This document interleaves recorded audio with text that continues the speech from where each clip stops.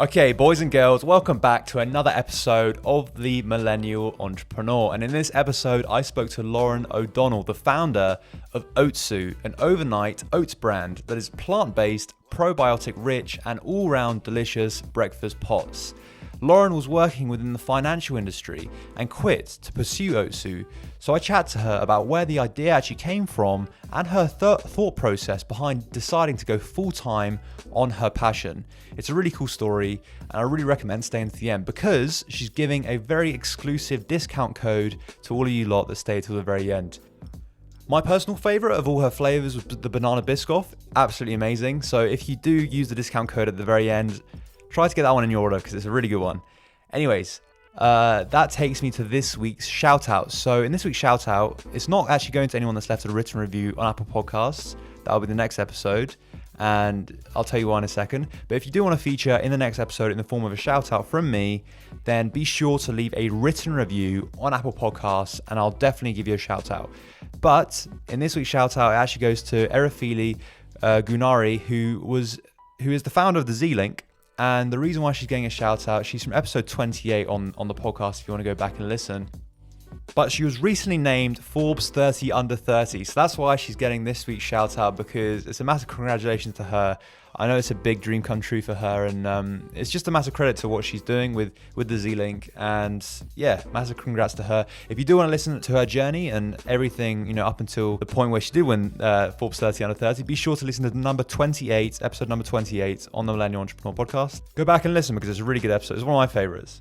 I'll remind you again, if you want to feature in next week's episode in the form of a shout out from me, leave a written review on Apple Podcasts.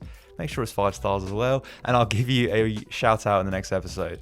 So without further ado, let's get on with the episode. Okay, hey Lauren, how you doing? Hey Suna, I'm really, really good. I'm so excited to be on this podcast. Thanks for having me. Yeah, me too. It's been a long time coming. Because I've been following your brand for quite a while. I actually voted for you as well in the competition that you were just in.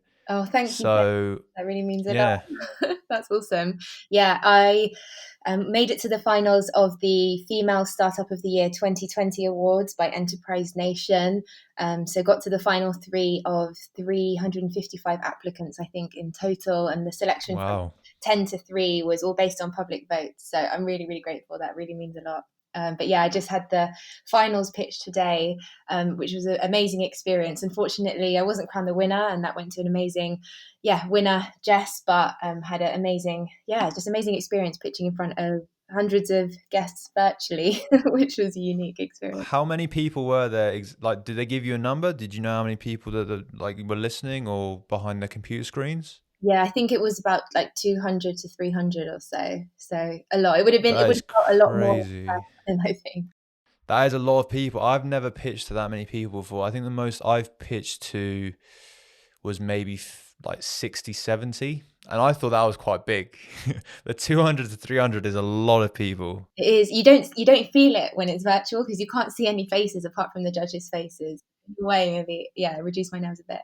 That's true, yeah. Was it weirder pitching over Zoom than it was in person? Yeah, I guess the only other pitch experience that I've had recently about this business has been when I pitched to win a month's membership at a co-working space, which I ended up winning and was amazing. But there was only maybe 20 people there, and basically just a lot of people who applied. So it was. I don't know. It wasn't too bad, to be honest, over Zoom. It's just like speaking to a few people on a Zoom call. But the fact that it's so time bound, it was only 3 minutes and you have to explain everything about your business to date and all your future plans. And yeah, it's just a lot to get in, and they were really strict on time. So I had to practice quite a lot, but it was definitely a good experience for in the future. If I want to pitch for investment or to get into retailers, to buyers, then I'll definitely know exactly kind of what I want to say about my business and brand.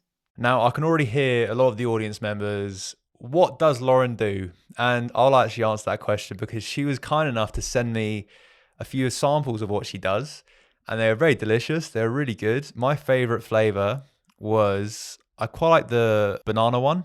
That was my favorite. I can't remember the exact name of it, but that was my favorite one. Banana biscoff. I think everyone loves a bit of biscoff, don't they? So what is it? What's the whole idea? What do you do? So yeah, I'm the founder of Otsu. So that is basically we help busy people, predominantly millennial and skewed a bit more towards women, get time back in the morning through our dairy-free, gut-friendly, oat-based breakfast pots. So inspired by my half Japanese heritage, we've also infused our overnight oats with amazake, which is an ancient Japanese cultured grain, which is known for its gut health benefits and also for aiding longevity in Japan. And our overnight oats are packaged in glass jars. And we also donate a portion of our sales to the Girls Network, who empower young women through mentoring opportunities. So I guess that's a brand in a nutshell. And the idea came about from I was working after uni. I was working in a graduate scheme for 4 years. I was working in the city in the UK, but then also in Hong Kong. And during that time, I was preparing overnight oats for breakfast in the evenings, and I'd then eat them at my desk in the morning because I found that it was the only thing that would keep me full until lunchtime. And I'd often want to go to the gym at work if I could, so could eat after that. But when I didn't have time to make them the night before, my last job was in Canary Wharf, and I just couldn't find anything there that was like on par with my overnight oats. There just weren't many affordable plant-based breakfasts that were delicious in the Waitrose there or in like the cafes. The overnight oats that I found in like Costa and stuff just weren't really great in my opinion. So I thought I've got to make this a thing, and I could see it had come out in America. It was doing really well there, and I just thought this is going to be the next big thing. So, what like did you just jump at it? Like, what was the sort of like yeah? Because I guess I see a lot of things that I think will be quite big in the future. Yeah. Very rare that I jump on them. I do jump on maybe I don't know. I have the idea to. I only pursue maybe like 2% of it. But yeah, so what was the whole process after that? So during that last role of mine in corporate, I signed up to go to this Enterprise Nation course for under 30s who had a business idea, who wanted to make it a reality. So I'd go in the evenings once a week. And in that course, they made us start an Instagram account for our business and actually like take action on it. So that was super like scary with like no followers, no pictures, no prototype, nothing. But it really helped just build out that community. And I asked if I could give out some overnight oat pots at the end to everyone to get feedback. And everyone loved them, and we kept meeting up the course attendees afterwards, and people from the course then every week were like, oh, can we actually like buy some and bring them back and have them for breakfast? So they became my first customers, and I could kind of see, I guess it had started to take shape, and it kind of had legs, and people were starting to message me on Instagram as well to like purchase them. And I didn't yet have a website, but I started to take payment through Instagram. It was all really dodgy. I was just like sending my bank details, like, transfer me, and I'll come and deliver it to you. So I was doing that. I was delivering orders on the tube, like all across London, a couple of times a week, which was insane. But I got used to it, and I ended up leaving my job, which sounds like a massive step, but it was something that was in the back of my mind for quite a long time. Like over the last couple of years before I left, I thought I've always been into like health and wellness, and I thought I want to do something to do with that. And I thought, could I move to a food startup? But there weren't that many particular jobs in marketing and social media, which is what I focused on, even though I was in the finance industry in food startups. So the roles weren't exactly there. And I thought, I've got this really great idea. So I think I'm just going to start this myself rather than wait around for the perfect role to appear on the market. So that's Yeah. how it came about. Was it weird, like getting? I mean, I guess it must have felt quite strange that first sort of few customers that like just people that came up to you and they were like, "We really like it. Could we actually buy some?" Like, what was the like? How did that feel? Yeah, it is weird.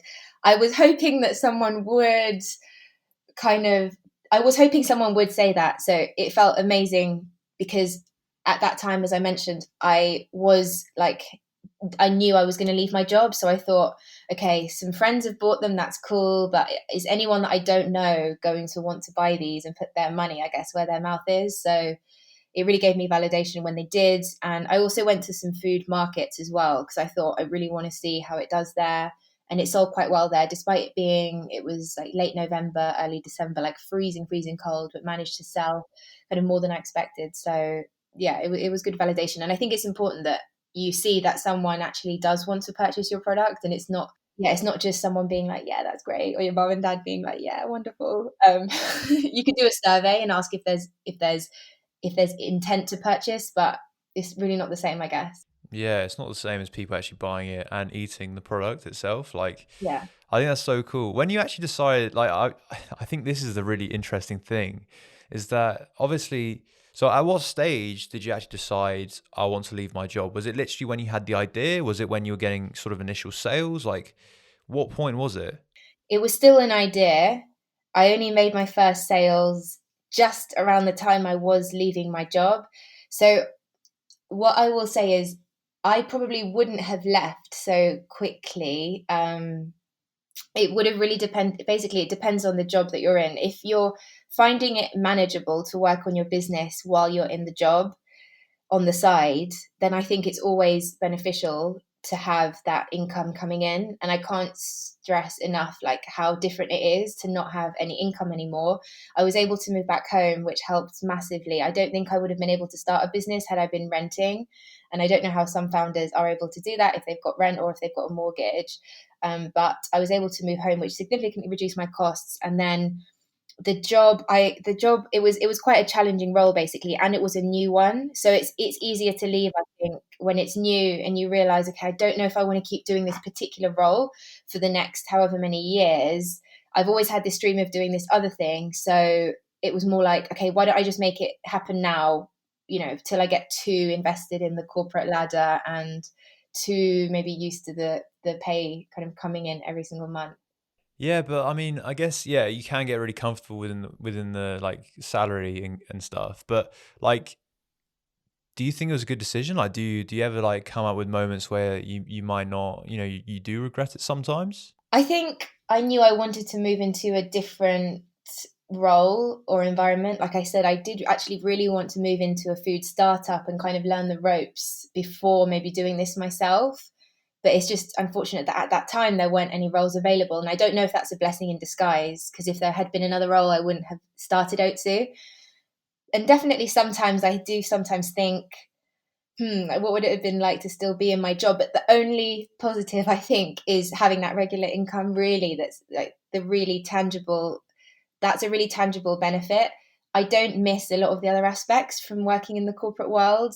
I didn't necessarily feel super connected and on the same page in terms of my life goals and ambitions, and just with all my colleagues, like as you probably experience, especially like in the finance industry, it's just so different, especially if you're one of the only few young people who are in your company. You might not share the same values as others depending on the demographic of your office. So yeah, overall I definitely don't, I wouldn't say I regret it like very much at all. It's just about being able practically to survive, I guess. And you may have to take on a part-time job. I had a part-time job, which unfortunately stopped over lockdown. So it was sampling other brands' foods in places like Planet Organic and Whole Foods, because I just wanted to get into the store, get a feel for the different brands and what's there. So I did that for a few months, which helped. So how long has this whole like journey been? So ever since the I guess the creation of the Instagram was the first step, to the point where we are right now, to the point where you're on the most prestigious podcast, nah, to the point where you're on the Millennial Entrepreneur. It's been about a year it's been about a year in total. So I left at the end of October. So I left my job in a week's time. It will have been a year, which is so crazy to look back on. It's insane. So From like the outside, externally looking in at your Instagram and your pages, and you do try to put your face out there on your Instagram all the time. You're always speaking to your followers, which I really really like as well, by the way, because it does show like a real sort of. I feel like I'm following you. I feel like I'm on the journey with you, oh and I really like it when I find brands where I do connect to them like that. yeah, definitely. Um, I think it's what was my question behind that though? Were you asking about um, the steps that I took in that last year, or? yeah. So how's that actually been within the last year? Like, from the outside, it looks like there's been a lot of growth. It's interesting you say that, and it's really nice to hear someone from the outside say that, they like the brand, or they like to see what you're doing, and that they think it's growing really well, because it is quite challenging when you are the sole founder, and day to day you're just kind of going along. Every day you have to think about, okay, what's going to be the most important step that I can take that's going to like move my business forward. Often you're trying to be proactive and stuff, but sometimes it's just about like responding to like emails and being reactive. So sometimes you're not sure, especially without a manager, exactly how you're doing, compared to in the corporate world where you have those like regular check-ins and annual, I guess, reviews. But what was the question again? How was the last What's year? the growth been like? Yeah, so I think it has been growing month on month, and especially since my online store started. So it's been going really steadily, actually, which has been really nice to see. It started off like really small. And then as soon as I got the online store and people from across the UK were able to place an order for those breakfast bundles to be delivered to their door, and especially because it was in lockdown and people were looking to look after themselves and their immunity, and they wanted something that could be, just delivered, that was convenient and fresh and yummy. I think that actually helped us in a way. So it's just been growing month on month in terms of our direct to consumer orders. And then at the same time, I've been trying to get them listed in coffee shops and co-working spaces alongside that. And when a coffee shop does place an order, it's a lot bigger than what a direct-to-consumer order will be. So, and I am still making them single-handedly at home, which is a big undertaking. I'm looking for a manufacturer to outsource manufacturing too, but I'm just trying to juggle as much of the making and the doing as I can. I'm now able to rely on a courier to deliver them. I'm not delivering all the orders myself. And just trying to not only juggle making consumer orders and more B2B orders for the coffee shops, but I'm also really trying to look for a manufacturing partner, because that's going to be the key to scale up the production and allow me to get them into stores like Planet Organic and Whole Foods and Waitrose and bigger stores, because they do require you to have an accredited manufacturer that produces them. Yeah, I've heard that it's like salsa, isn't it? Yeah. The factories that produce them. Yes, Yeah. Salsa or BRC accreditation. For any people that want to start their own food business, that's quite an important little fact for you. Um, I don't know how many people listening would be interested in doing that, but I mean, we have done podcasts before where we've spoken to food founders, and those episodes seem to do like pretty positive. Like people do like them a lot. I don't know whether that's like they like the story because it's like a thing that they can actually taste. I don't know, or they like the sort of idea of starting their own food business. I don't know, but it's ones that I really enjoy doing as well. So many people have different food ideas, and it's something that everyone can picture and they can enjoy. Like, it's really easy to understand. Like, not everyone will understand like maybe a complex financial or tech startup concept, but I feel like everyone loves it. So Yeah. it's really accessible. But like, so you've grown the Instagram quite big now. Like I looked like there's a couple thousand followers now. Like, how have you kind of grown the brand? I've grown the brand. When you say the word brand, I do think of it in terms of like how it's portrayed kind of visually and aesthetically. And I can share about how I ended up like working on the design and branding with a professional, and that was the first investment that I made into the business. But in terms of the Instagram and how I've grown that, I think so. I've had like a fair amount of experience managing social media accounts. So in my last job, I was a social media manager for HSBC, and before that, I was a social media manager at Fidelity, which is an asset management firm.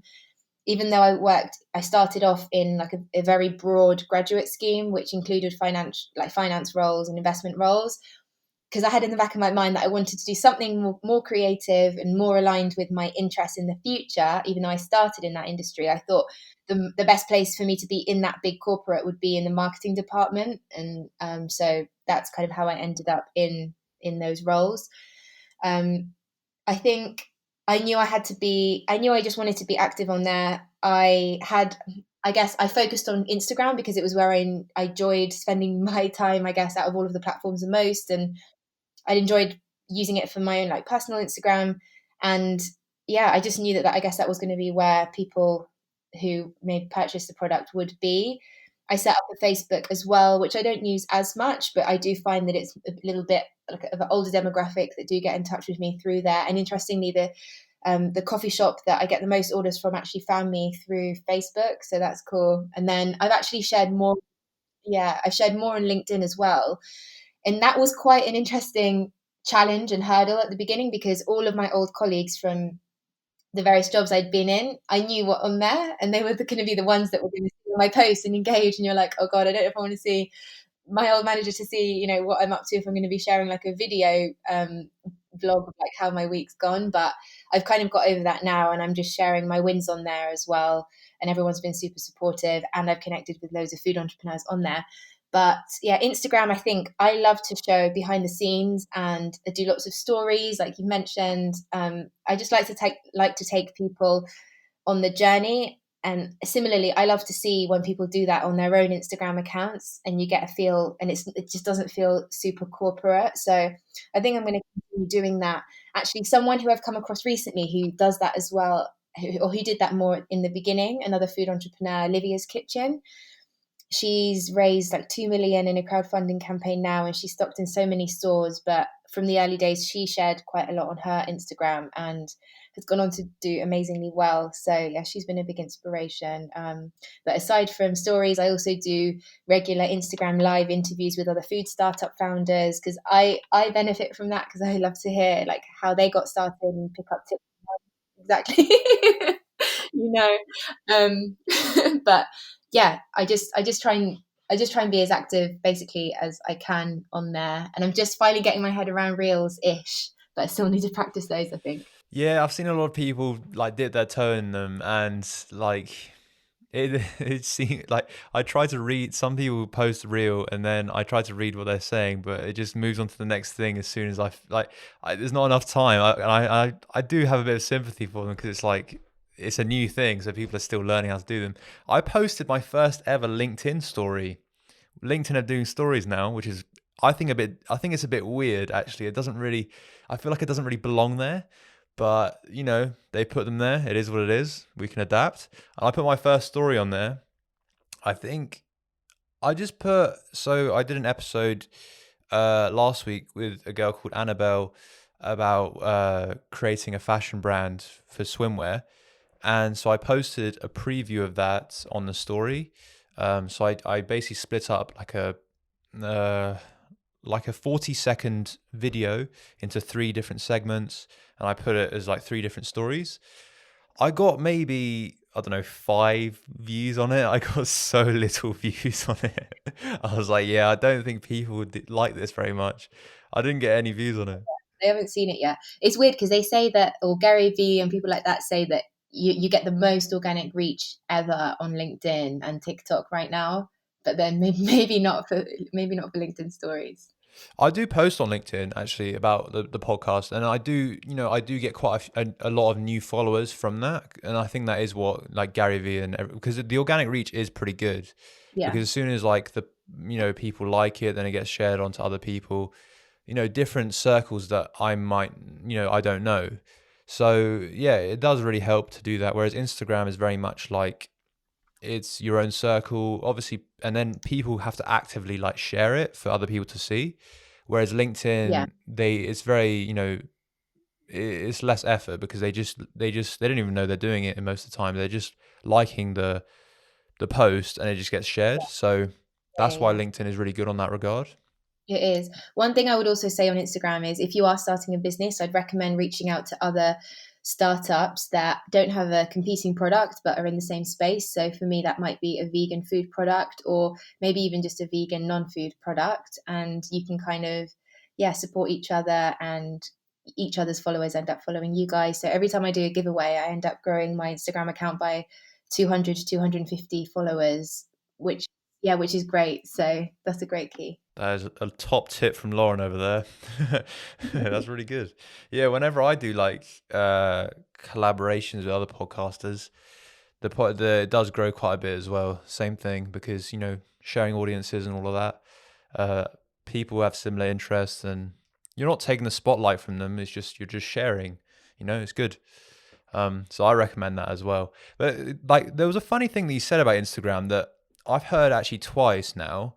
I didn't really think it was possible before, but so Talking about Annabelle, she was also very surprised that people were buying her swimwear on Instagram. She was like, who would actually do that? Like, who would trust me to just basically like give their money over Instagram to me?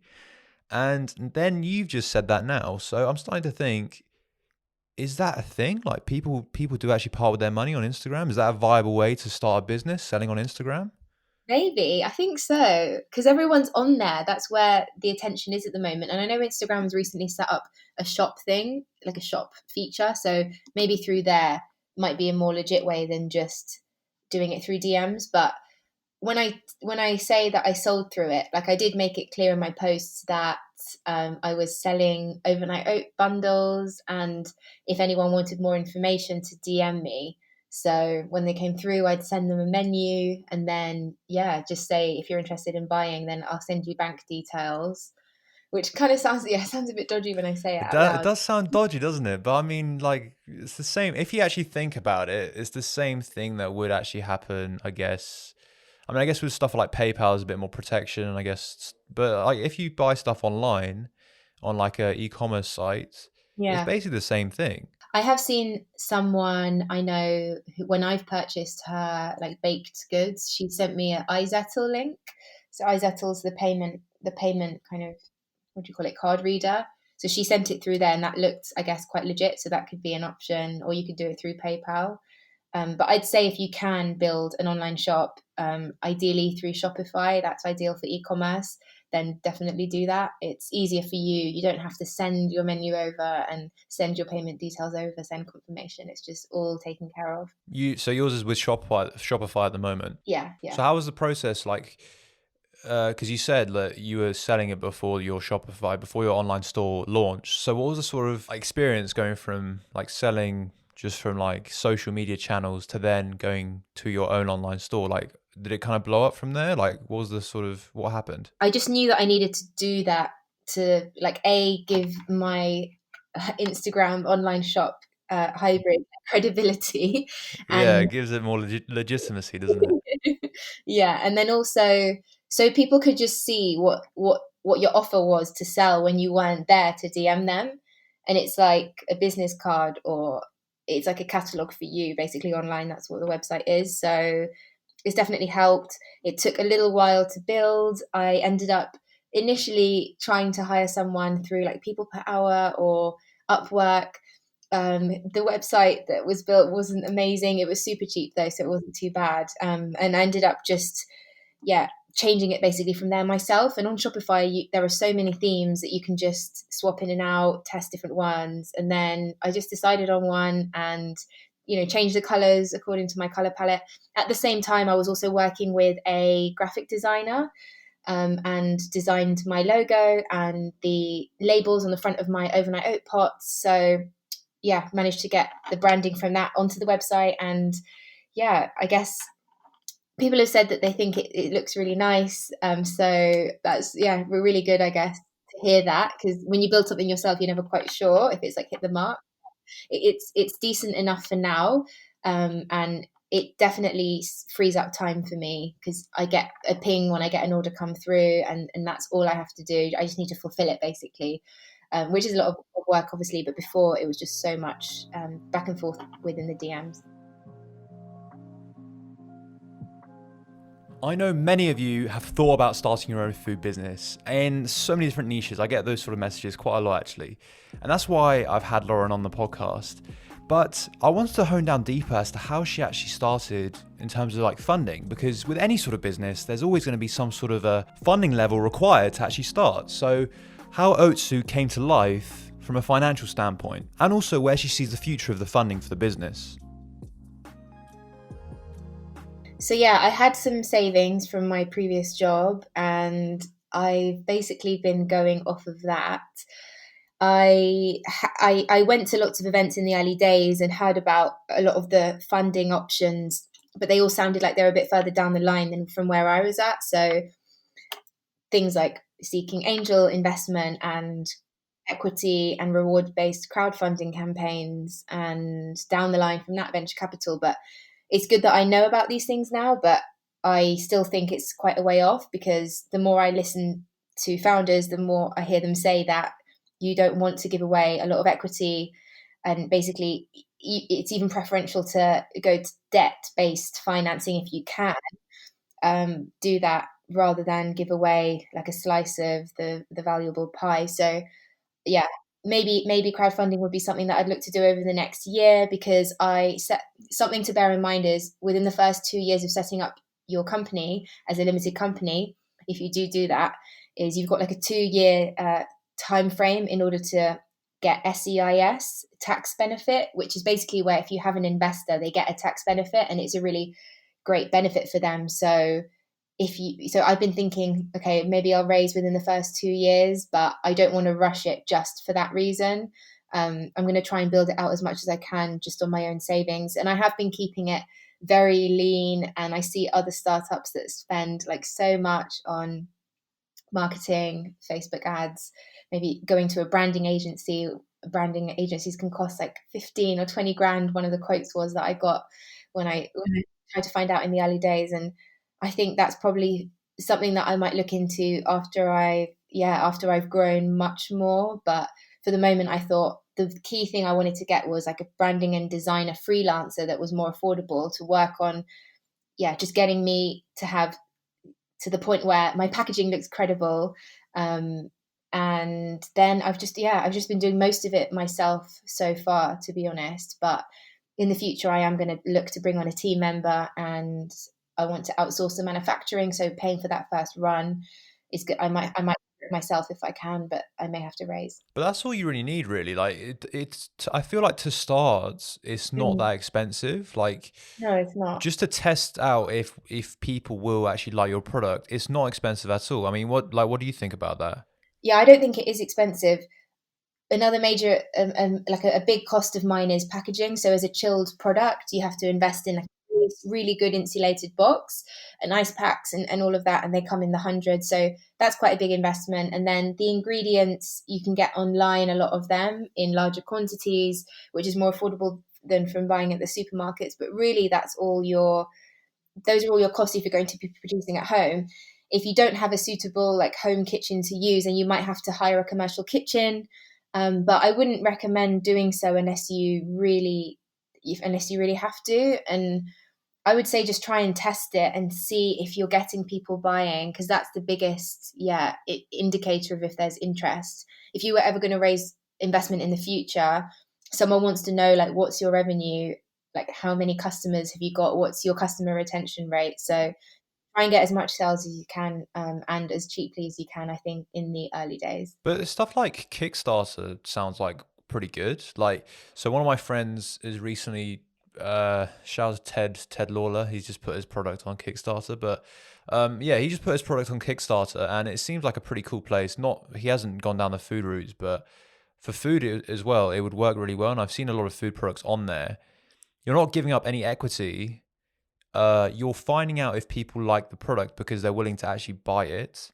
You're getting a lot of people involved, like you're getting early customers, traction, and as well, like you're getting funding as well. So for me, it seems like a very cool way to raise capital without giving away equity while also growing your business. But is it a rewards based platform, Kickstarter? But so you can sell your product on there. You charge a bit more because it's also, leading to investment as well. So it's not just the product. I know a couple of people who've done rewards based like funding, like crowdfunding, and I think I've always heard afterwards like how much physical work it is to fulfill the rewards afterwards, and how it can end up going on for up to 12 months after that. So yeah, it completely depends case by case what you're offering. But just if you're saying to people like, I'll give you some of my products, and if you're going to be hand making those products, and if 1,000 people want to get in on the action, like you're going to be in the kitchen, and you're going to have to juggle that with all the other normal orders that you're getting through. So yeah, I haven't gone down that route so far, but I agree that crowdfunding in general is a good way to get brand awareness.